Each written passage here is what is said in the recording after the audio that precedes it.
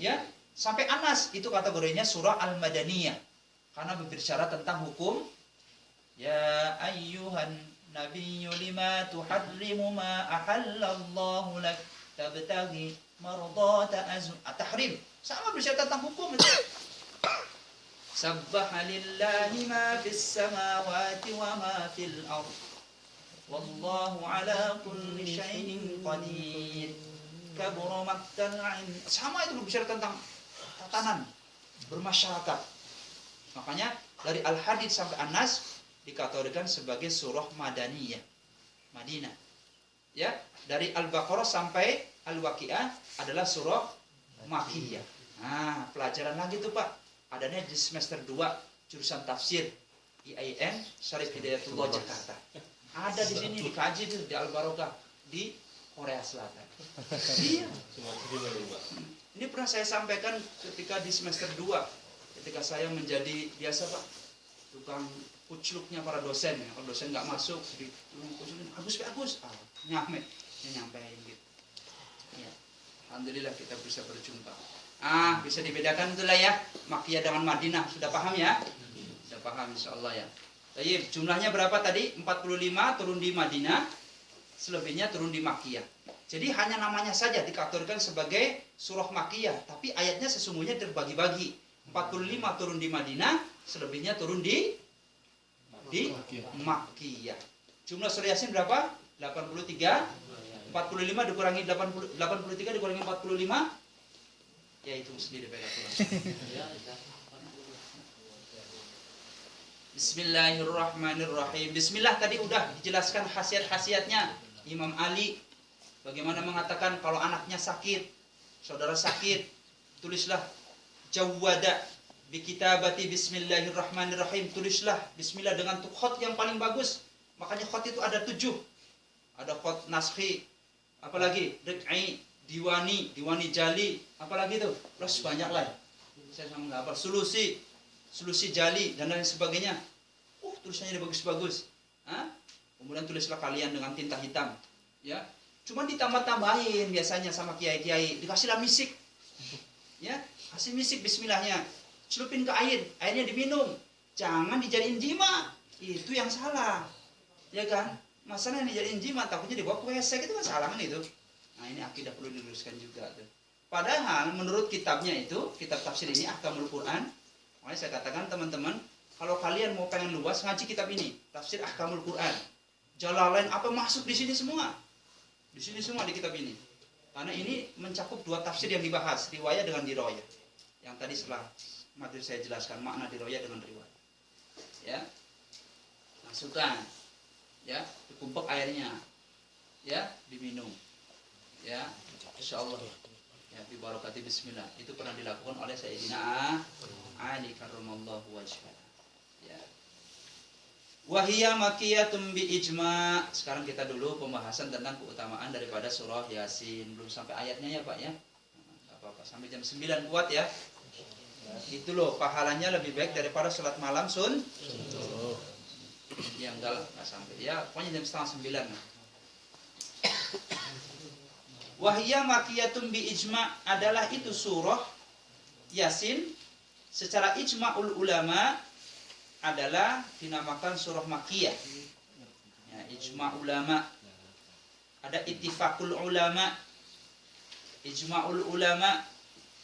Kalau ittifaq, kesepakatan para ulama itu lebih jangkauannya pada ulama-ulama tertentu saja.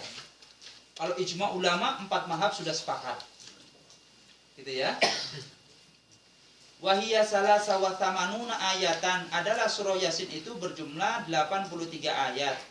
Illa an faraqahu qalat, kecuali pada ayat wa naktubu ma qaddamu wa asarahum nuzila fi bani Salmah minal ansar hina aradu ayat diyarahum. Menjelaskan bahwa surah atau ayat dari surah Yasin yang berbunyi wa naktubu ma qaddamu wa asarahum, dan telah kami tuliskan maqaddamu, apa yang telah kamu lewatkan, wa asrum, dan apa kamu tinggalkan. Nuzilat, surat ini diturunkan berkenaan dengan Bani Salamah minal ansor, dari kaum Ansor. Kalau Ansor itu adalah penduduk Madinah, penduduk Yasrib. namanya kota Yasrib, bukan Madinah. Madinah itu setelah Rasulullah pindah, membuat masyarakat yang Islami. Jadilah Madinah. Madinah itu apa sih? Cahaya. Cahaya, bukan kota. Cahaya. Ya, cahaya yang menyinari sekitar. Danuhun. Madinah menjadi makna kota itu oleh Mahmud Yunus. Ada kamus Mahmud Yunus yang pernah di pesantren? Pernah pesantren? Ada kamus kecil bahasa Arab Indonesia, Mahmud Yunus itu diartikan kota. Tapi di kamus Al-Akhyar tidak, cahaya. Di kamus Lisanul Arab cahaya. Makanya teman-teman sekalian kalau udah ngaji kamus itu banyak sekali, dan kamus yang terbesar dikarang oleh orang-orang Yahudi. Namanya Al-Munjid. Tebalnya segini, Pak. Munjid. Ya. Masya Allah itu. Ya, yang ngarang orang Yahudi. Ya, teman-teman sekalian. Ya. Jadi Ansor itu adalah penduduk Yasrib yang menerima Rasulullah hijrah. Hina aradu ayat suruku diyarahum. Ayat ini berkenaan ketika Bani Salamah hendak meninggalkan rumah mereka. Wayan takilu ila jiwari masjidir Rasul. Mereka menginginkan keluarganya itu pindah rumahnya berdekatan dengan Masjid Rasul. Alamayati dan seterusnya. Ceritanya itu seperti itu. Khusus ayat ini. Waqala fi kitabi Abi Dawudin, dan telah dikatakan di dalam kitab Abi Dawudin, Abi Dawud, Sunan Abi Dawud. Sunan Abi Dawud ini adalah min kutubis sittah, dari 6 kitab hadis yang diakui oleh para ulama-ulama hadis kesahihannya. Ya, kitab yang pertama Sahih Bukhari, yang kedua Sahih Muslim, kemudian Sunan At-Tirmidzi, Sunan An-Nasai, Sunan Ibnu Majah, yang terakhir Sunan Abi Dawud. 6 kutubus sittah. Ya, ulama Syafi'i mengatakan ada sekitar 12 kutubul hadis yang diakui. Setelah 6 ini adalah Muwatta Ibnu Malik. Ya, kemudian lagi Rasailul Kabair, Rasailul Kabir Imam Syafi'i. Ya, Rasailul Muhaddisin, banyak sekali kitab-kitabnya. Dari sekian kitab paling 1, 2, 3 yang pernah saya ngaji. Jadi banyak sekali kitab itu.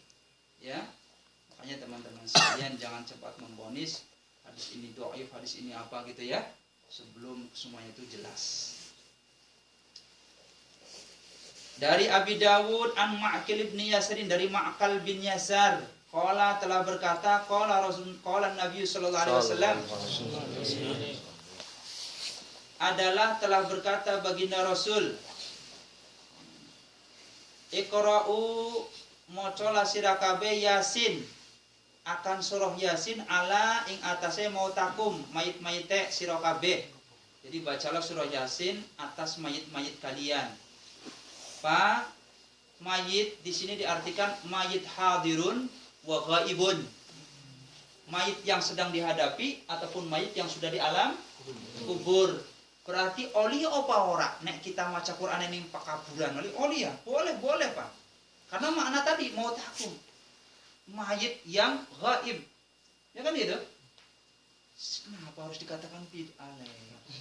Ini hadisnya Abi Dawud kan gitu. Loh, mbok yang ngaji sama gurunya, biar jangan asal tafsir. Nek sekedar ngaji dari bukunya saja takut salah tafsir, ya kayak gitu tadi. Iqra'u mautakum. Iqra'u Yasin ala mautakum. Bacalah kalian semua surah Yasin ala ing atase mautakum, mayit-mayit kalian. Guru saya menerangkan hadiran wa ghaiban, mayit yang ada di hadapan atau mayit yang sudah dikubur. Jadi kubur kan waktunya kapan saja. Yang hadir yang meninggal seketika. Kan gitu. Nah, ada orang meninggal, ya tetangga kita, ya cepat wudu, baca Yasin. Kalau perempuan agak menjauh, ya jangan perempuan udah tahu perempuannya yang meninggal gadis dekat-dekat, jauh teman-teman. Ya, kalau yang laki ngajinya dekat telinga sebelah kanan. Dengar nggak? Kalau mayitnya laki ngajinya di telinga sebelah kanan. Nek perempuan agak menjauh, ya. Takut bangun kan? Ulah Melayu. Paham nggak hadis ini? Paham nggak? Nah, jadi boleh ngaji Yasin itu pada mayit yang hadir ataupun mayit yang gaib, yang sudah dikubur kapan saja. Ya. Wa dzaqalul ujri min hadisi Ummi Darda, dan telah disebutkan al-ujriyyi min hadisi Ummi Darda, dari hadis Ummu Darda, anin Nabi, dari baginda Rasul, qala, telah bersabda, ma min mayyitin, tidaklah dari seorang mayit, yuqra'u, dibacakan alaihi, yang atasnya mayit, surat Yasin, surah Yasin, illa, kecuali hawwanallahu alaihi, adalah Allah hawwana, meringankan alaihi, penderitaan bagi diri si mayit. Ya, Masya Allah, Pak. Ada 4 perkara yang membuat mayit itu sangat menderita. Pertama, rona'u ahlul mayyiti, merengeknya, menangis tersendu-sendunya atas ahlul mayit yang ditinggalkan. Yang ditinggalkan calon istri yang gak jadi. Sakit. Ngosek-ngosek, ya. Makanya ada istrinya seorang ustadz terkenal, saya ikut Abi, ya sana ikutlah kalau mau, gitu kan. Saya ikut Abi, katanya, sudah, ya. Ya bolehlah kita cinta, tapi ingat, jikalau kita menangis, meraung-raung juga akan menjadi beban bagi diri si mayit. Itu perlu dipahami, secinta apapun tahan. Itu saya laki. Itu Lanang ya.